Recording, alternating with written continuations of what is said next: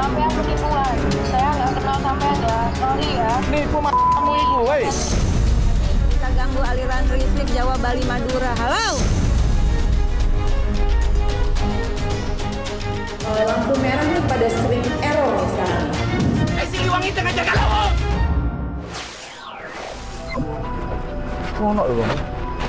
Berawal dari unggahan ini. Halo. Halo ya. Ini wakil wali kota, Bu. Ya. Ya. Halo. Urusannya apa, Pak? Loh. Urusannya apa? Ini ada warga saya ditahan ijazahnya. Mau wakil wali kota, mau apa? Sampean kalau ada keluhan ke polisi aja. Hei, kamu warga Surabaya apa warga luar negeri ngomong gitu itu? Saya nggak kenal sampean, Sama yang punya perusahaan ya? Iya. Sampean penipuan. Saya nggak kenal sampean ya, sorry ya. Nipu kamu itu, woi. Siapa saya nggak kenal. Hei, kamu ada di sini.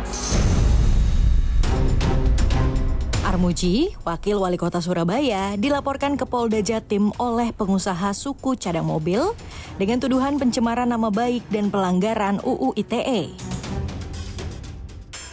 Pelapor tak terima dengan tudingan dari Armuji, serta fotonya yang ditampilkan dalam video hingga berdampak pada perusahaan dan keluarganya.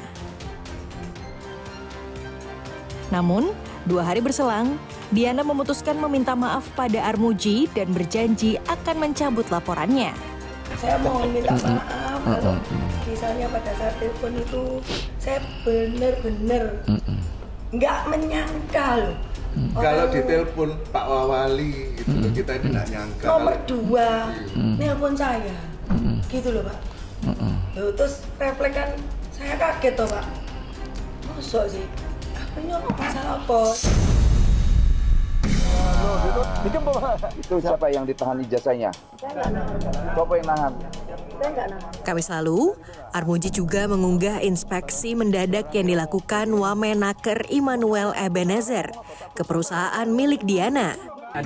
Bu, ini polisi loh, saya negara loh, saya bisa memaksa loh. Enggak, negara ini sifatnya memaksa. Pak, saya kok dibentak-bentak sih? Bukan, Anda bohong tadi. Enggak Pak, saya jadi takut loh.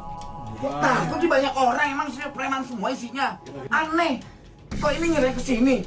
Ini ke sini gimana sih? Orang kita cuma minta pulangin ijazahnya, Bu. Nggak minta apa-apa, nggak minta duit. Dalam Perda Provinsi Jawa Timur, ditegaskan perusahaan dilarang menahan atau menyimpan dokumen asli yang sifatnya melekat kepada pekerja sebagai jaminan. Terlebih, karyawan itu mengaku ijazahnya masih ditahan, padahal telah mengajukan pengunduran diri. Penahanan ijazah.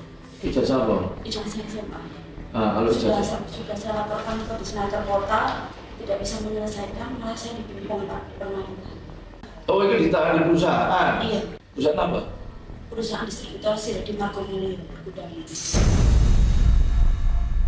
Sebanyak 31 korban melaporkan kasus penahanan ijazah ini ke Disnaker Trans. Kasus ini juga tengah diselidiki oleh Polres Tanjung Perak, Surabaya.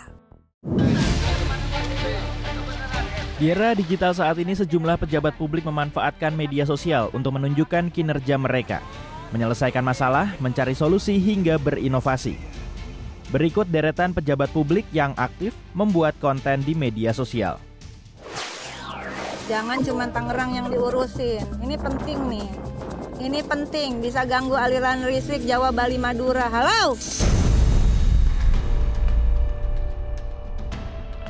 Mengunggah konten sedang meninjau lokasi yang tengah menjadi masalah seperti ini, kerap dilakukan Rieke Diah Pitaloka saat menjalani tugasnya sebagai anggota Komisi 6 DPR RI, fraksi PDI Perjuangan. Kenaikan PPN 12%, alhamdulillah tabarakallah dikabulkan. Namun, aktivitas digital Rieke tidak selalu berjalan mulus. Unggahannya yang menolak kenaikan PPN menjadi 12% sempat ditegur Majelis Kehormatan DPR atas dugaan pelanggaran kode etik.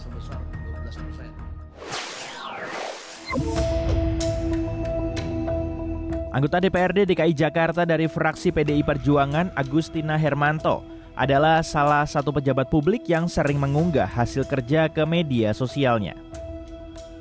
Tina juga kerap menginfokan jika telah menerima dan menindaklanjuti keluhan warga, hingga meneruskan aspirasi warganya kepada pihak terkait. Sudirmisub hadir Pak, lampu merah nih pada sering error nih sekarang nih. Jadi udah macet, lampunya kedap-kedip, kadang-kadang mati. Nah, itu salah satunya menyebabkan, terutama kayak di Kelapa Gading dan Cilincing itu sering sekali saya dapat laporan. Unggahannya saat turun langsung memantau kondisi banjir tak hanya mendapat respon positif warga. Di media sosial, Tina menuai pujian kepeduliannya itu bahkan diklaim membuat Kelapa Gading, daerah konstituennya, menjadi lebih jarang banjir. Saya kalau urusan hutan, walaupun itu hak siapapun, saya pasti ngamuk, Pak.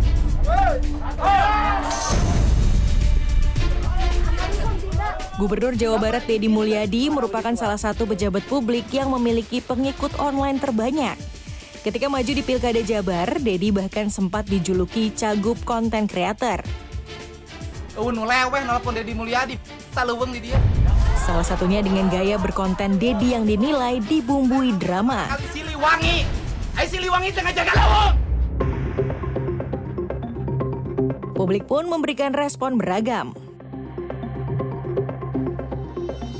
Sempat dituding mendapat tambahan penghasilan dari monetisasi konten, Deddy mengaku tak masalah karena dari penghasilan itu ia bisa menolong rakyatnya. Gaji YouTube aing lebih gede dibanding gaji bupati aing baheula. Jadi pada di benda. Obat. Jangan duitna eta ngulungan ke rumah sakit, mang nyeunkeun imah rakyat miskin.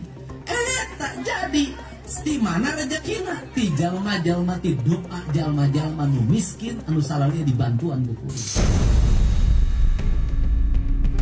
Kemana maot? Kanal yang dibangun sejak 2017 ini awalnya digunakan sebagai dokumentasi kegiatan Deddy sebagai anggota DPR.